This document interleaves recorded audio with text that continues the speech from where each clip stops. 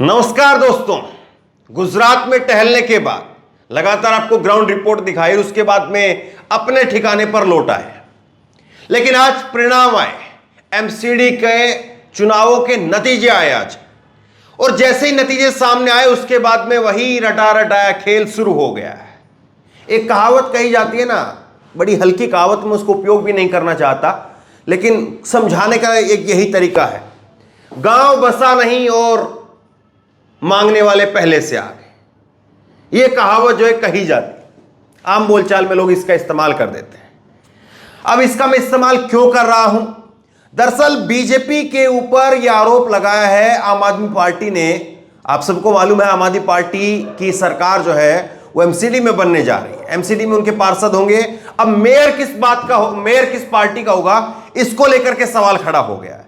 और अब इसी को लेकर के आम आदमी पार्टी ने जो है वो बीजेपी के ऊपर आरोप लगा दिए कि खरीद फरोख्त शुरू हो गई है। और ये आम आदमी पार्टी जो कह रही है कि केवल हवा में है, या इसके पीछे कुछ तर्क भी है, वो भी मैं आपको बताऊंगा। और उसके बाद में मैं चर्चा करूंगा, उस पर चर्चा होनी भी चाहिए कि आखिरकार केजरीवाल आम आदमी पार्टी जो दिल्ली में जीती उसके मायने क्या है, उस पर भी मैं चर्चा करूंगा। और उस पर मेरे 3 सवाल हैं। 3 सवाल ये हैं कि क्या बीजेपी को हराना अब नामुमकिन हो गया है? यह सवाल मैं पूछ रहा हूं, और जबकि बीजेपी आज हारी है, लेकिन मैं कह रहा हूं नामुमकिन हो गया है। यह सवाल है। मेरा दूसरा सवाल रहेगा कि क्या अब बीजेपी को केजरीवाल ही हरा सकते हैं? और तीसरा सवाल, आप कहेंगे दूसरे सवाल जैसा ही है, ध्यान से सुनिए इसलिए, क्या बीजेपी को केजरीवाल मॉडल से ही हराया जा सकता है? ये 3 सवाल हैं। इन तीनों सवालों पर मैं चर्चा करूंगा।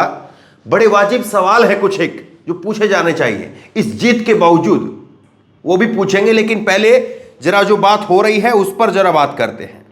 मनीष सिसोदिया का ट्वीट देखिए। मनीष सिसोदिया कह रहे हैं कि बीजेपी का खेल शुरू हो गया है, हमारे नवनिर्वाचित पार्षदों के पास फोन आने शुरू हो गए हैं, हमारा कोई पार्षद नहीं बिकेगा। हमने सभी पार्षदों से कह दिया कि इनका फोन आए या ये मिलने के लिए आए तो रिकॉर्डिंग कर लें। दरअसल जो पार्षद अब जीत करके आए हैं वो पार्षद चुनेंगे कि दिल्ली के अंदर नया मेयर कौन हो। इस बात को जो है वो नए पार्षद चुनेंगे। अब इस बात को लेकर के खेल है, गेम है। क्या गेम है? दिल्ली के अंदर 250 पार्षद हैं, 250, और 250 में से 126 जिसके पास में आए, जीत तो हो गए, लेकिन मेयर क्या वो बना पाएंगे?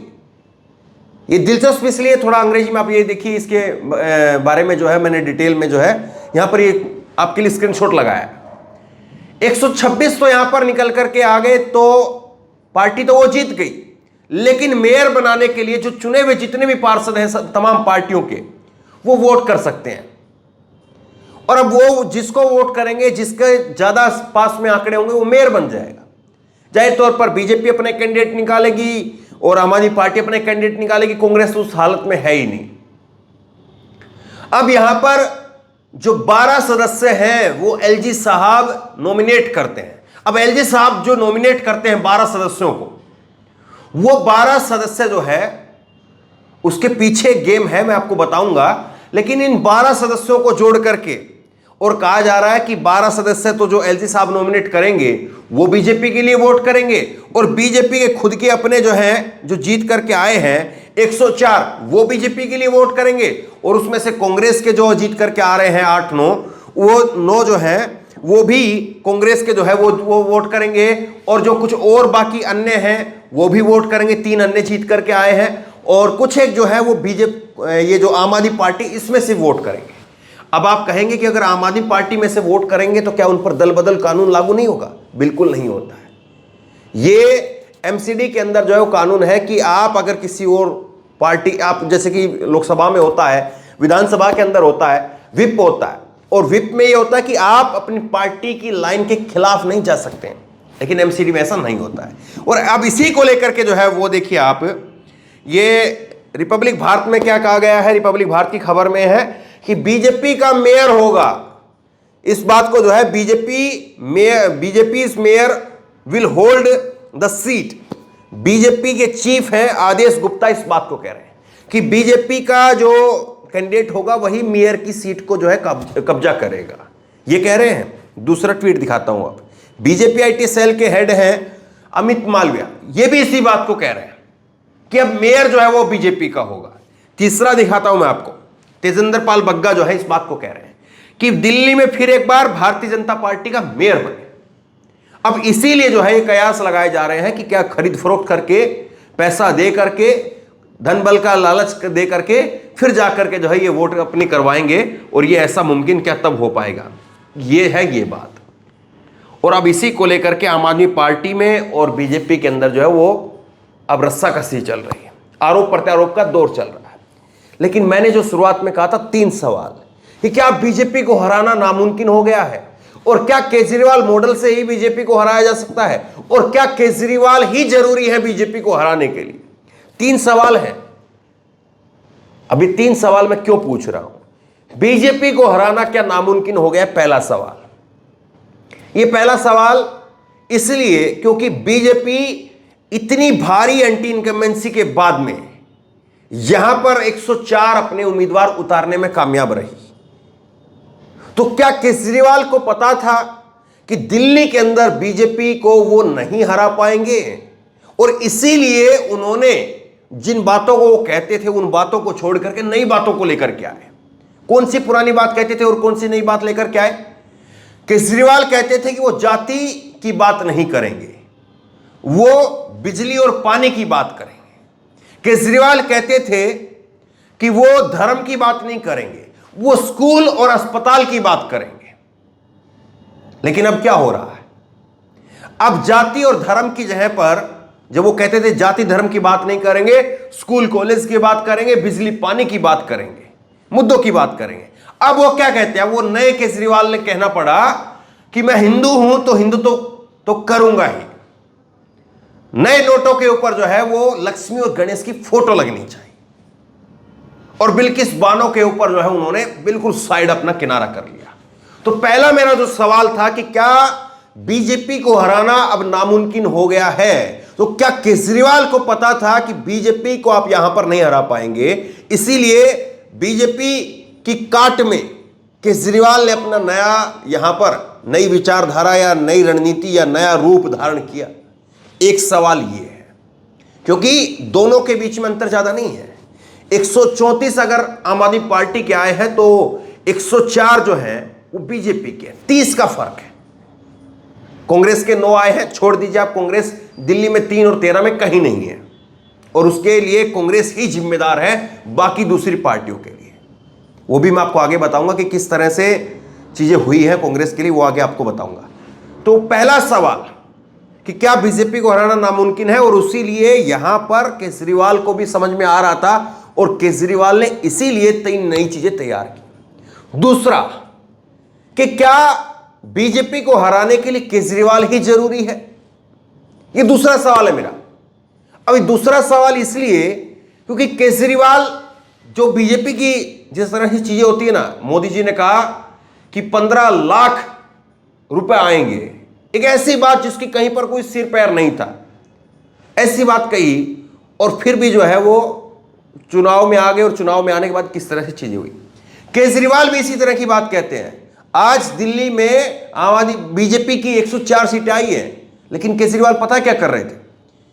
केजरीवाल जो है वो मीडिया के अंदर लिख लिख करके दे रहे थे कि 20 सीटें आ रही हैं, 20 सीटें आ रही हैं एमसीडी के अंदर।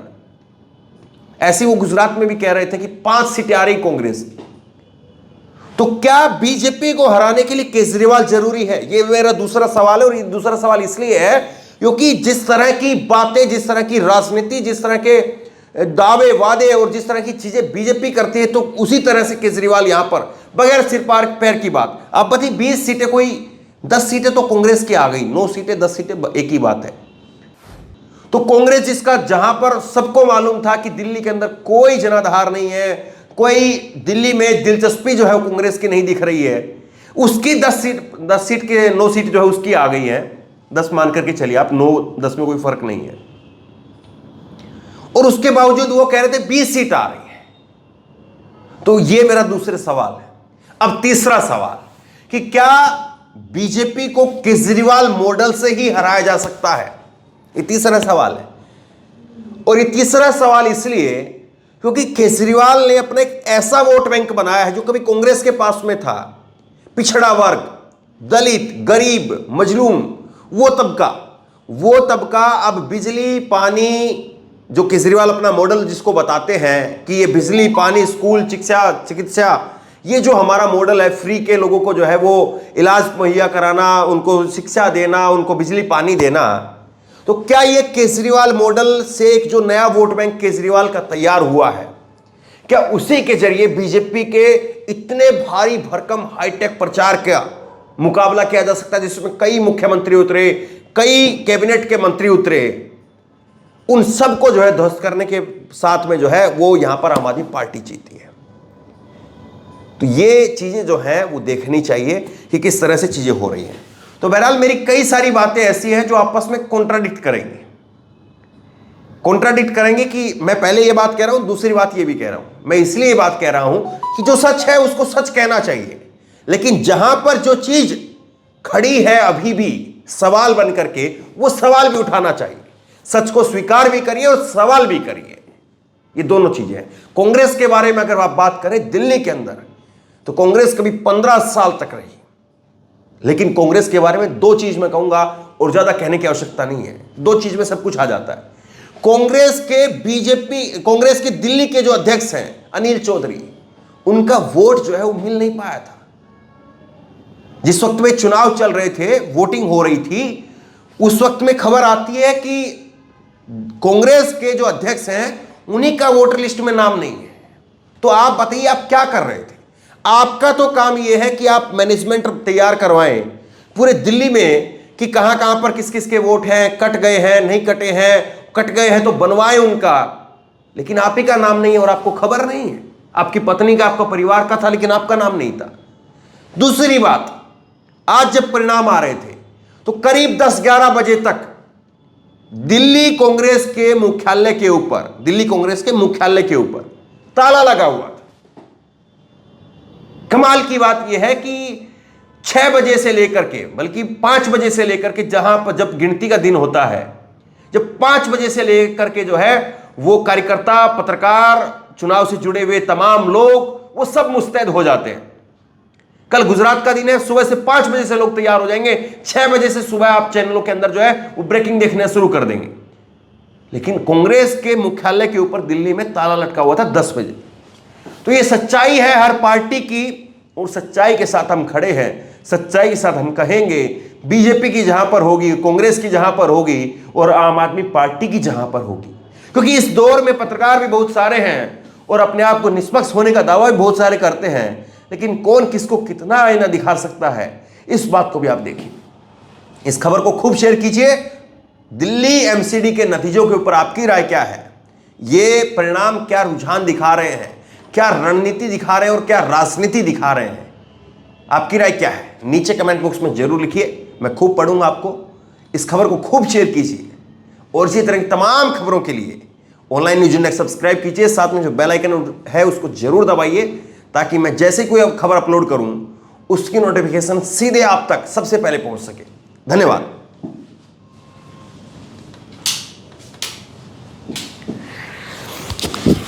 इस खबर को अभी लाइक करें, शेयर करें, अभी चैनल को सब्सक्राइब करें और घंटी जरूर दबाएं।